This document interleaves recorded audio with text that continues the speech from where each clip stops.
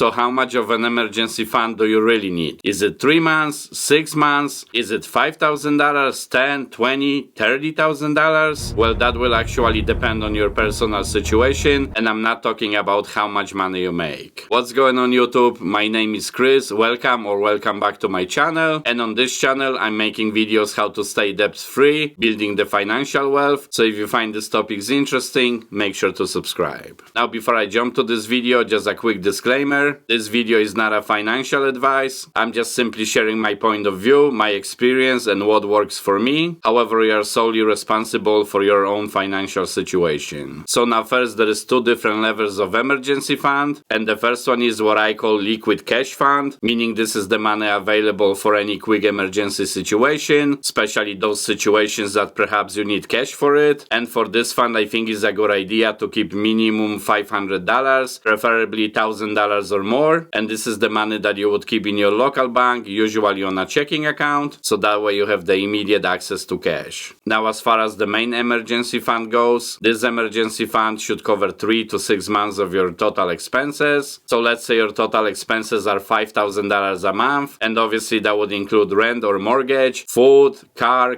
insurance, gas, and every single expense you pay a month. So in this situation, it would be between $15,000 and $30,000 emergency fund. However, before you consider if this should be 3 or 6 months of emergency expenses, there is one factor you have to keep in mind. Now, before I go to that, if you actually have any credit card debt, then before you even start saving the money for your main emergency fund, you should pay all the debt first. So more specifically, I'm talking about the credit card debt, perhaps in some situation the car loan too, pretty much all the debt besides the house mortgage. Now going back to how much money you should specifically save in your emergency fund, if you have a good steady job, you're a W-2 worker, and pretty much all your taxes are taken out of your salary, the job itself seems to be secure, you don't see any layoffs in near future, then 3 months of emergency fund should be sufficient. Obviously, if you have bigger emergency fund, 4, 5, or even 6 months, that can really hurt either. However, if you have business, for example, and especially when that business revenue goes up and down, then in that situation, I would definitely recommend 6 or more months of emergency expenses. The more the better, actually. Having a business is always more risky, and you definitely have to take it to account. And I think the best place for the money saved for emergency fund is high yield savings account, because it will pay you 20 to 50 times interest compared to your local bank. Now, speaking about high yield savings account, I keep my money in Capital One. Here is the video for it. I hope this video was valuable for you, and thank you for watching.